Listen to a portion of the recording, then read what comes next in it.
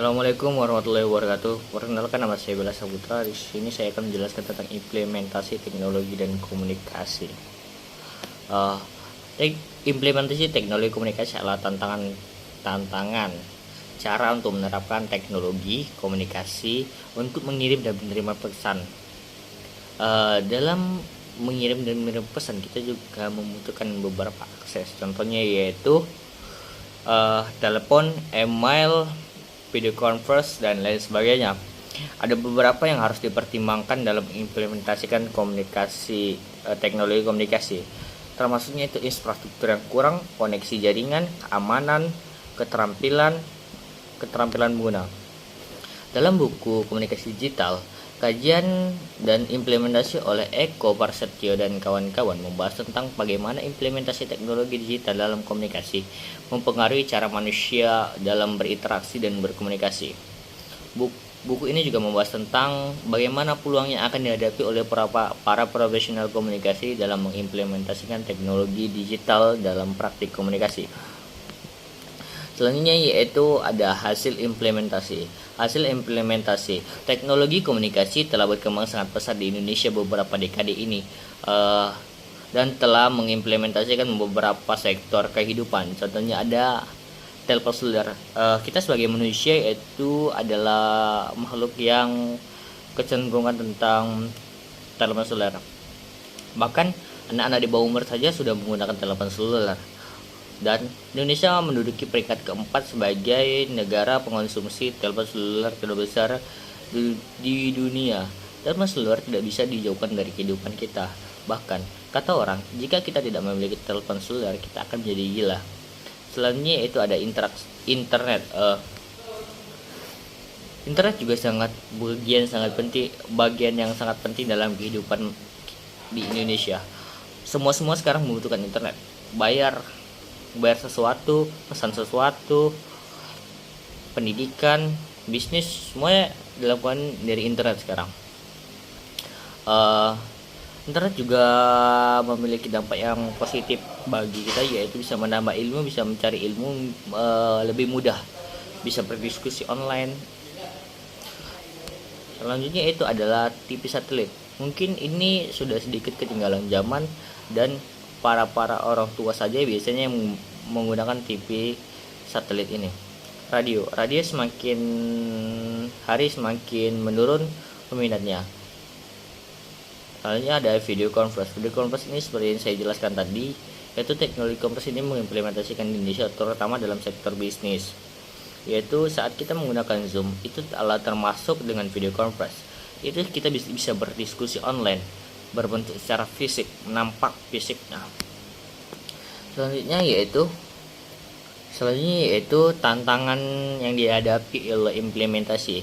Tantangan yang teknologi komunikasi meliputi keterbatasan akses, keamanan, privasi, ketergantungan, perubahan sikap, dan beberapa perbedaan budaya. Keamanan sungguh sangat perlu. Jika kita dibawa oleh cyber, kita akan kehilangan data-data kita.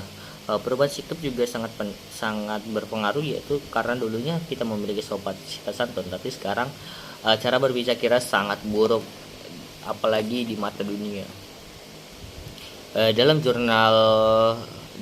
Dalam buku Teknologi Informasi dan Sistem Komunikasi Manajemen karya Sulasto dan Dwi Arwianto tahun 2009 menyebutkan bahwa biaya implementasi dan pembelian teknologi komunikasi masih menjadi tantangan yang besar dalam pengembangan teknologi Indonesia. Oleh karena itu, diperlukan dukungan dari pemerintah, lembaga keuangan untuk menyediakan sumber daya keuangan dan sumber daya manusia yang memadai. Pemerintah di industri Indonesia memperhatikan tantangan dan mencari solusi untuk mengatasi mereka untuk memastikan keberhasilan implementasi teknologi yang semakin lama semakin pesat dan Indonesia semakin ketinggalan zaman dengan teknologi. Selanjutnya itu adalah keuntungan yang didapatkan dalam implementasi teknologi. Implementasi teknologi komunikasi di Indonesia sangat dibutuhkan dan mempercepat tumbuhnya perekonomian, meningkatkan efisiensi proses implementasi teknologi komunikasi di Indonesia, yaitu meningkatkan akses dan kualitas layanan komunikasi. Di era sekarang Akses ke layanan komunikasi yang cepat dan terjangkau sangat penting untuk mendukung pertumbuhan ekonomi, kesehatan, pendidikan, dan lain sebagainya. Oleh karena itu, pemerintah Indonesia harus meningkatkan implementasi teknologi komunikasi yang baik di Indonesia. Selanjutnya itu meningkatkan infrastruktur teknologi. Maksudnya yaitu Indonesia harus meningkatkan jaringan, contohnya jaringan satelit, jaringan di internet. Apalagi di daerah pedesaan yang sangat kurang internet, yang jaringannya susah untuk mengakses informasi. Itu harus dikembangkan oleh Indonesia lebih jauh. Selanjutnya ada meningkatkan keterampilan dan pengetahuan teknologi. Dengan adanya teknologi ini, kita bisa meningkatkan keterampilan kita. Yang dulunya kita suka melukis, sekarang kita bisa lukis art. Kita bisa mengembangkan dan mengikuti perkembangan zaman dengan mudah, dengan biaya yang cukup terjangkau. Kita hanya menggunakan handphone dan paket internet saja. Selanjutnya kita ada meningkatkan keamanan teknologi. Kita harus meningkatkan keamanan yang seperti saya bilang tadi agar tidak dicyber oleh orang lain.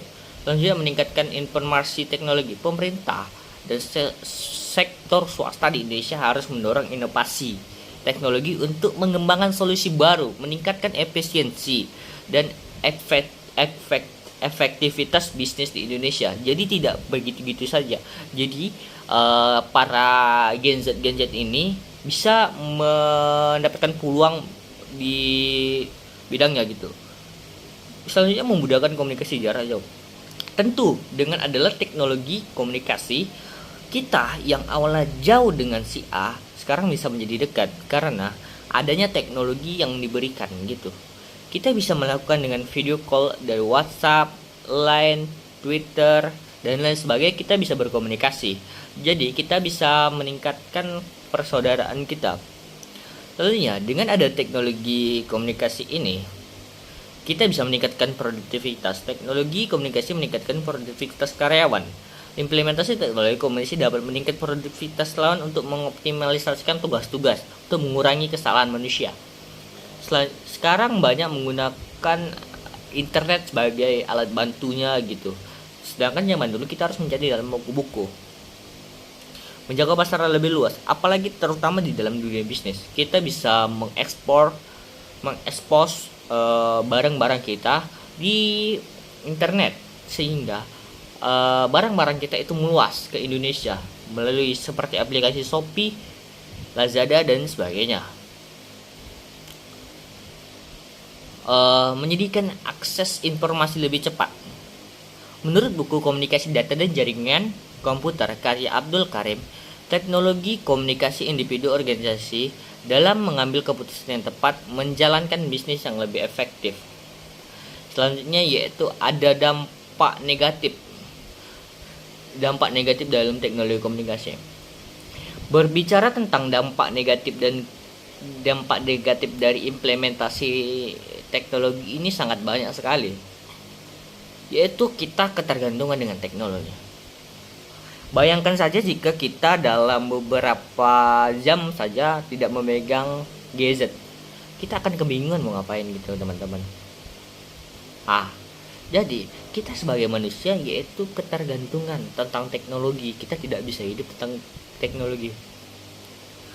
Selanjutnya itu ada kesenjangan digital, yaitu implementasi teknologi komunikasi dapat meningkatkan kesenjangan. Yang awalnya jauh sana, seperti yang tadi saya bilang, bisa mengakses lebih dekat. Hal ini memperburuk kesenjangan jika kita tidak menggunakan teknologi komunikasi dengan baik, bisa merusak persaudaraan. Selanjutnya adalah pengangguran. Dengan adanya teknologi komunikasi, orang lebih bermalas-malasan menggunakan internet, bermalas-malasan, mager-mageran. Jadi dengan adanya internet, kita bukan bisa mendapatkan dampak positifnya aja, tapi dampak negatif juga sangat banyak, yaitu jadi pengangguran, meningkatkan pengangguran. Apalagi pekerjaan sekarang sudah didominasi oleh maksud saya beberapa tahun lagi pekerjaan-pekerjaan manusia bakalan digantikan oleh robot. Nah, jadi pengangguran semakin meningkat gitu. Selanjutnya yaitu adalah pornografi. Mungkin ini sangat intim. Dengan adanya teknologi dan komunikasi, orang bisa mengakses apa aja. Seperti contohnya saja pornografi. Pornografi Indonesia sebagai setahu saya Indonesia sebagai pengonsumsi film porno terbesar di dunia.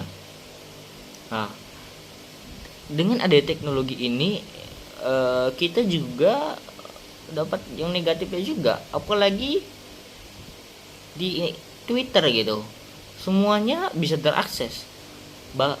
Bayangkan jika orang yang di bawah umur mengakses tentang pornografi ini, otak-otaknya akan rusak. Saya pernah membaca artikel bahwa pornografi ini lebih berbahaya daripada narkotika gitu, dapat memutus saraf-saraf di otak. Selanjutnya adalah kecanduan judi online. Kecanduan judi online sangat marak, seperti chip domino, terus slot. Banyak orang yang menjual sesuatu demi untuk berjudi. Seperti ada orang yang menggadai rumahnya untuk bermain chip dan slot. Dengan adanya teknologi ini, kita dapatkan dampak yang negatif, sangat-sangat negatif juga. Contohnya judi online, jika kita tidak menggunakan teknologi dengan baik, kita akan termasuk dampak negatifnya gitu. Selanjutnya yaitu mengurangi keinginan belajar bagi siswa.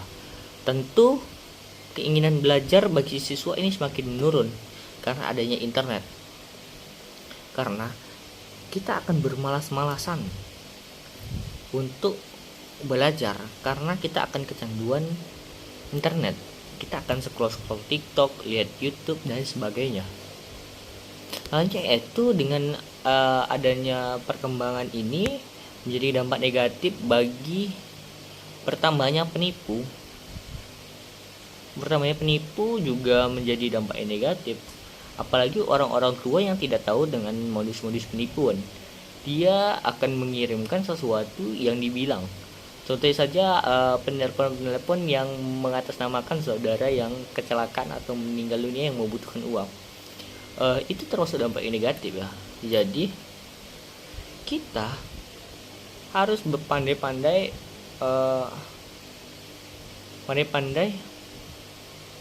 menggunakan media sosial atau teknologi, perubahan perilaku sosial. Tentu dengan adanya teknologi, perubahan sikap manusia sangat terlihat. Dari zaman dulu yang awalannya kita sebagai anak gitu memiliki tutur kata yang bagus, tapi dengan adanya teknologi ini, tutur kata anak-anak sekarang itu sangat-sangat buruk, sangat-sangat kasar. Bahkan dia tidak segan-segan mengucapkan cacian kepada orang lain. Selanjutnya itu ada ajang pamer. Tentu teknologi komunikasi bisa menjadikan ajang pamer. Seperti contohnya aja di IG. Di IG kita bisa menjadikan ajang pamer. Wah, kita flexing. Ada artis bernama Indra Kents, pada tahun lalu dia terjerat oleh aplikasi Binomo. Dia flexing, ajang pamer untuk meningkatkan followers. Itu sangat-sangat berpengaruh. Ajang pamer ini bisa menjadikan dampak yang negatif. Orang akan memaksakan keinginannya daripada kebutuhannya. Nah, semisal dia membeli baju harga 20 juta tapi gaji dia hanya 3 juta. Membeli handphone harga 25 juta tapi gaji dia cuma 2 juta. Dia upload ke media sosial agar dilihat hebat. Jadi itu ya tentang ajang pamer tadi. Jadi dalam implementasi teknologi komunikasi, kita harus pandai-pandai bagaimana caranya kita sebagai manusia bisa menjadikan teknologi ini dampak positif dan menjauhkan dampak-dampak negatif. Teknologi komunikasi tergantung kita yang menggunakannya. Jika kita menggunakan teknologi komunikasi ini dengan baik, maka akan menjadi baik. Jika kita menggunakan teknologi komunikasi ini dengan tidak baik, kita akan mendapatkan hasil tidak baik. Sekian presentasi dari saya. Assalamualaikum warahmatullahi wabarakatuh.